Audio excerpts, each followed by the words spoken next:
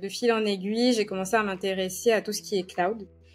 Pourquoi? Parce que en fait, quand j'ai dû faire de la R&D sur la computer vision, donc le traitement d'images, j'ai dû très vite me rendre compte que les capacités de mon PC ne seraient pas à la hauteur de la tâche, parce que je devais réentraîner certaines couches de réseaux de neurones, etc. Et j'arrivais au bout de ce que pouvait faire mon ordinateur.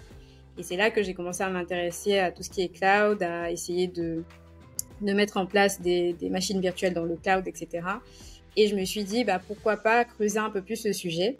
Donc aujourd'hui, je me qualifierais, on va dire, comme une data engineer, une ancienne data scientist qui est devenue par la force des choses data engineer et machine learning opération engineer. Donc aujourd'hui, au lieu de faire des modèles, j'aide les data scientists à mettre leurs modèles en production. MLOps, déjà, ça veut dire machine learning operations en anglais.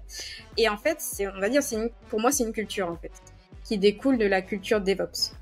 Donc DevOps, c'est Development Operations. Et la culture DevOps, en fait, elle est arrivée un peu pour challenger les anciennes pratiques de développement qu'on pouvait avoir, où on avait en fait plein de silos. C'est-à-dire qu'il y avait les développeurs d'un côté, les personnes qui intégraient de l'autre, les personnes qui faisaient l'infrastructure de l'autre. Et en fait, il y avait très peu de communication entre eux. C'est-à-dire les développeurs, ils développent leur code. Et puis, une fois qu'ils ont fini, ils balancent le code sur GitHub ou GitLab. Et ils laissent les autres se débrouiller pour intégrer leur code, pour le monitorer, etc., etc. Et du coup, ça faisait que finalement, s'il y avait beaucoup de problèmes en production, le temps que ces problèmes-là soient fixés, que les fixes soient intégrés, etc., ça prenait beaucoup de temps.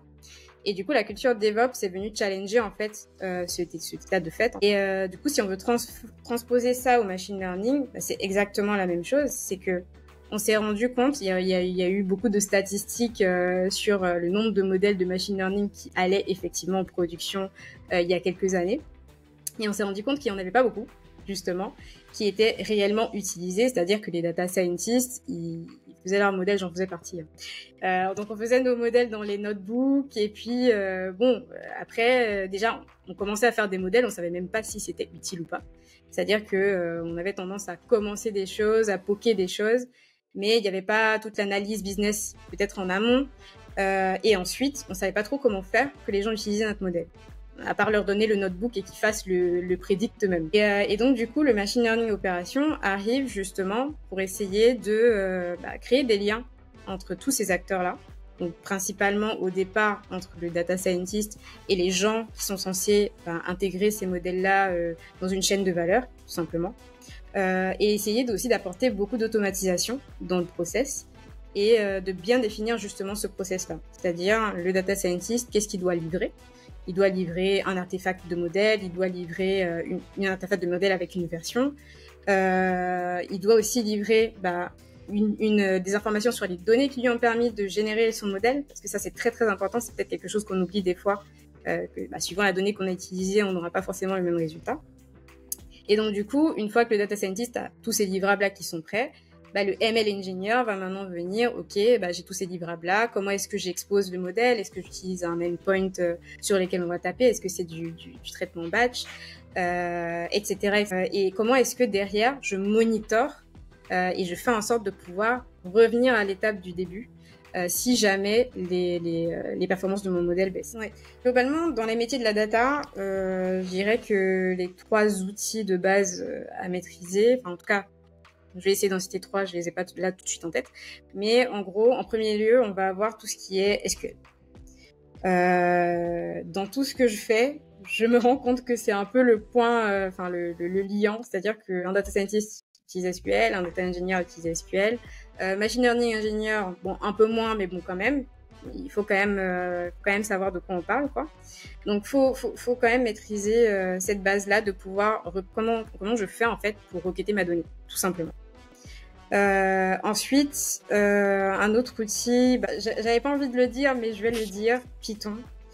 Je sais qu'il y a un débat sur oui, Python ou R, etc. Mais moi, clairement, je tranche Python. Pourquoi? Parce que j'ai commencé avec R en tant que bonne statisticienne. J'ai fait du R pendant quasiment toutes mes études et je ne voulais pas faire de Python parce que je trouvais que c'était trop informatique, etc. Et au final, je fais du Python depuis 6 ans. Donc, en réalité, je ne connais pas, peut-être que vous en connaissez, mais je connais pas beaucoup de projets qui se construisent sur du R, ni qui vont en production sur du R. Voilà, je tranche quand même.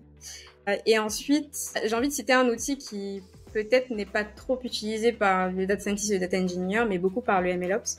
C'est tous les outils qui tournent autour de la CI/CD, donc l'intégration continue, développement continu, et de l'automatisation.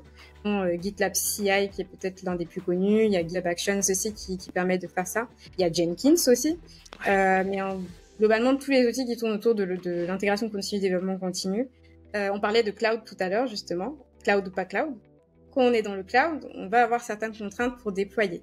On va peut-être pas avoir les mêmes services. Est-ce que on doit utiliser Docker ou pas? Ce genre de choses. Bon, la majorité du temps, on essaye quand même, mais du coup, suivant le contexte du client, on va peut-être utiliser l'une ou l'autre méthode. Aujourd'hui, par exemple, moi, juste avant, on va parler juste avant, j'étais chez un client où on a tout fait sur le cloud, on a utilisé des conteneurs Docker pour créer des images, pour pouvoir déployer nos modèles, etc. Et là, aujourd'hui, je suis chez un client. Alors, vous allez être content parce qu'il utilise Dataiku. Oh. Et je sais que vous avez une bonne expérience sur Dataiku. Peut-être même que je vous poserai des questions parce que moi, c'est la première fois que j'utilise. Et là, on doit déployer sur Dataiku. Chose que je n'ai jamais fait avant. Donc là, on parle plus de conteneurs Docker parce que, enfin, quoique derrière Dataiku, c'est des choses qui sont utilisées. Mais nous, on peut pas en fait. C'est clairement impossible. Et donc, il faut penser à d'autres choses. Donc, il faut être un peu créatif aussi. Pour pouvoir s'adapter à ces différents contextes. Donc, chez ce client-là où il y a Dataiku, j'utilise toujours de la CI/CD, j'utilise toujours des bonnes pratiques de déploiement continu, développement continu, du tagging, etc. Mais par contre, je prends en compte cette nouvelle brique Dataiku, et je dois prendre en compte le fait que, oui, je dois aussi utiliser les features qui sont dans Dataiku pour pouvoir arriver à aller en prod. Donc, capacité d'adaptation, c'est très, très important. Donc, pour résumer, savoir de quoi on parle, donc savoir les métiers qui sont autour du sujet, bien comprendre ce que c'est la CI/CD et comment la mettre en place, et aussi être créatif, savoir s'adapter au contexte du client parce qu'il n'y a pas une solution de MLOps qui existe, il y a autant de solutions que de contexte client en fait.